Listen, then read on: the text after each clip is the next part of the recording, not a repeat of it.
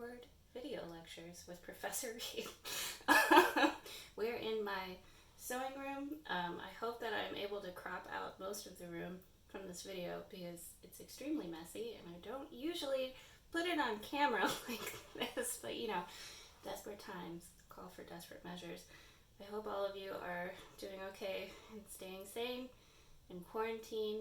I am getting a lot done in Stardew Valley. My farm is looking great. Otherwise, it's a weird time here. But we're here today to talk about Gothic horror, which is a very uplifting subject for us to explore in these trying times.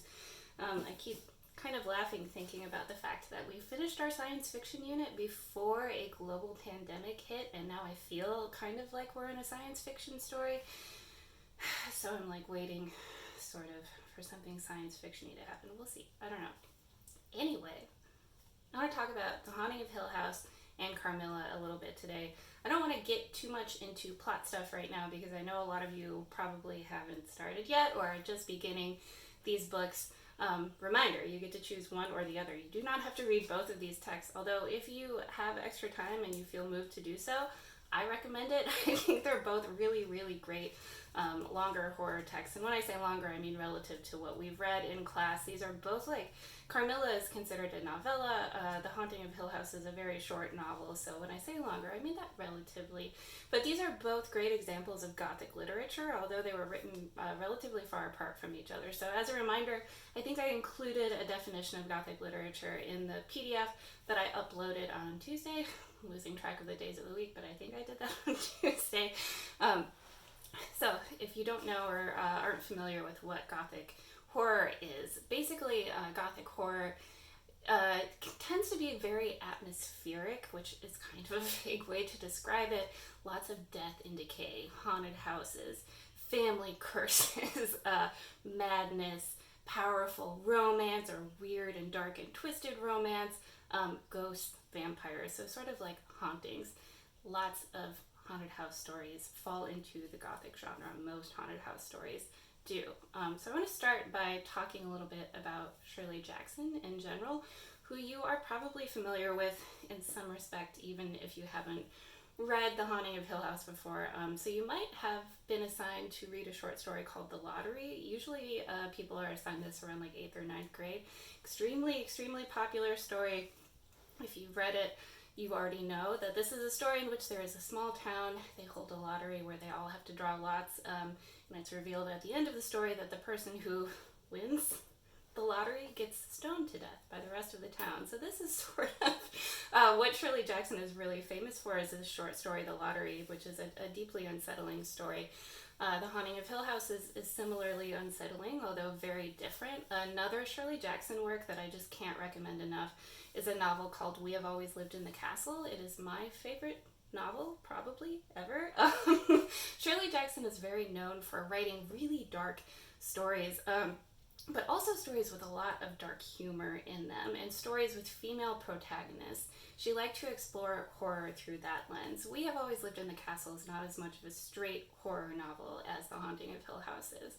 The Haunting of Hill House is widely considered by critics to be the best haunted house story ever written. This is quite an achievement. As you get into the novel, you will recognize tropes that you see everywhere in haunted house stories that are made now and have been made after The Haunting of Hill House, like hearing knocking in the night, mysterious writing appearing on the walls in cold spots, things like that. So again, I don't want to get too into spoiling the plot, but things to look out for and things to think about as you dive into this novel if you're reading The Haunting of Hill House. Don't worry, I will get to Carmilla too, and they have a lot of similar themes. So things to think about as you're reading The Haunting of Hill House. There is a definite sort of sub-theme. I wouldn't even say sub-theme. There's definite queer themes in The Haunting of Hill House between the main character Nell and one of the other characters, Theo. This has been kind of like theorized about a lot by people who read the novel at the time, and it wasn't a time in 1959, let me check my notes, I believe it was 1959, when authors could really write openly about this stuff. So there is some queer subtext in The Haunting of Hill House that I think you should look out for. Also pay attention to moments that are written to be funny. There are quite a few of them, and I think that they can be easy to miss in horror novels, or we don't expect them to be funny. But I find that a lot of horror writing and a lot of horror TV shows and films are actually like doing some of the most interesting things with comedy, using it in a dark way. So watch out for these kind of funny moments in The Haunting of Hill House. Also think about themes of mental illness in The Haunting of Hill House. This is a really, really big one with the main character, Nell. Now, something that a lot of people have theorized about, and again, I don't want to get too much into giving the plot away, but it's hard to talk about this without talking a little bit about the popular response to the ending of it. So as best I can without giving it away, I want to talk about the fact that a lot of people have interpreted this novel as if the haunting of this house, of Hill House, was not actually happening, but this main character was just going mad. Shirley Jackson herself has said that is not what she intended. She wanted this to be an actual haunted house. The elements that are supernatural in The Haunting of Hill House are meant to actually be supernatural, not something that Nell is imagining. That being said, that doesn't mean that we can't explore the themes of mental illness in this story, because they're definitely still there and definitely a lot for us to unpack. So we're going to dive into that more as we get further into the novel, or at least I will dive into it, and you can listen to me talk about it and talk about it on the discussion boards if you would like to. Moving on a little bit to Carmilla, I feel like I should preface this by saying I'm really excited to talk a lot about Carmilla, and didn't think I would be able to fit it into this semester. So I'm not excited that we've had this weird move online, but I am happy that I get to talk about two horror texts that I really love. Carmilla is a really, really important vampire story that does not get enough attention, is largely overshadowed by Dracula, which was written 26 years after Carmilla. Carmilla was a very popular vampire story when it was written. We tend to associate vampire stories automatically with Dracula as a culture. We think of it as sort of like a foundational vampire text, and like what most vampire stories are responding to or influenced by. And of course it has a lot of influence, but Dracula was very influenced by Carmilla and by stories about vampires before Dracula. So I want to dispel the myth that Dracula is the original vampire story. It is not at all. Carmilla predates Dracula. A lot of the older vampire stories that were written before Dracula had female vampires, and something to know when you dive into this story and just thinking about kind of the vampire genre in general around this time in particular. These stories featured often female vampires who were the monster. Frequently vampires in these old stories, they were not created by, another vampire who like bit them and turned them into a vampire. The mythology was that you could become a vampire if you died because of a terrible heartbreak. If you took your own life while suffering, that you could become a vampire. Or that you could become a vampire if you were murdered in a very, very brutal way. So very different kind of vampire creation stories around this time, and a very interesting way to think about vampires, because we can usually study them frequently as a sort of metaphor for mental illness. And this might seem like a leap, but it's really not so much. I swear I'm not the only person who thinks about it in this way.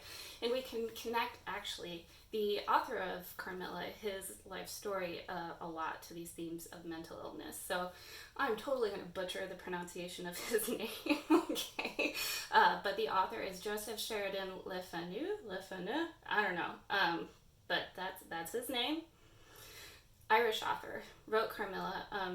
A lot of people think that what happens to the main character in Carmilla is based a lot off of what happened to Joseph Sheridan Le Fanu's wife, who was known to have a lot of trouble with what was called hysteria back then, but we would now know as depression and anxiety, and suffered a lot after a lot of her family members died, and is said to have died mysteriously after having a hysterical attack.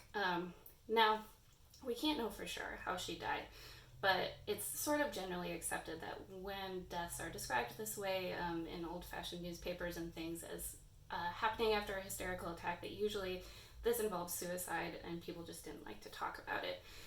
If you start thinking about the symptoms of the main character when she is being attacked by the vampire, ask yourself, could this be a description of depression or mental illness? When she's talking about the symptoms of the vampire bite, she will describe herself as sort of lethargic, not caring about anything, being more interested in death and darkness and things like that. Also, Carmilla, I swear I didn't do this on purpose. I did not purposefully pick out 2 texts that have themes of mental illness and queerness. It just happened, I guess. Those were the things I liked. I don't know. I'm nothing if not consistent, I suppose. But Carmilla is another horror text with, I can't even say like subtext. It's just out there as text, like queer themes. Carmilla, the character of Carmilla, is thought of as the prototype for a lesbian vampire, basically, and you will see this reflected in the text. You don't have to read carefully for it. It's really right out there. Carmilla outrightly saying to the main character, Laura, I want you, I need you, things like that, all of the time. Possibly another reason that this story doesn't get as much attention as Dracula, and another thing that was very common in older vampire stories to have sort of queer sub-themes. So something to think about. The vampire story that we think of as our cultural touchstone for vampire stories, Dracula, it's not the only one out there, and there are a lot of reasons that maybe these other stories don't get as much attention as Dracula, where we have changed the vampire story from one about female suffering and turned it into something about this sexy male vampire, which is very, very common in our cultural the things that we create about vampires now, such as, the Vampire Diaries, which is a show that I love, don't tell anyone, and, True Blood. We also can't forget Twilight with its amazingly terrible vampire baseball scene, which is one of my favorite scenes in all of movies because of how ridiculous it is. And if you would like me to post a long video analyzing the vampire baseball scene from Twilight, I would be thrilled to do so, but probably I shouldn't because that's not what our class is about. These are the things I want you to keep in mind as you begin diving into these texts. Whether you choose Carmilla or The Haunting of Hill House, or decide to be really ambitious and go for both of them, think about these themes of mental illness. Think about the queer themes that you see in these books. You might notice things that I haven't noticed yet, so please tell me about it if you do. I love when that happens.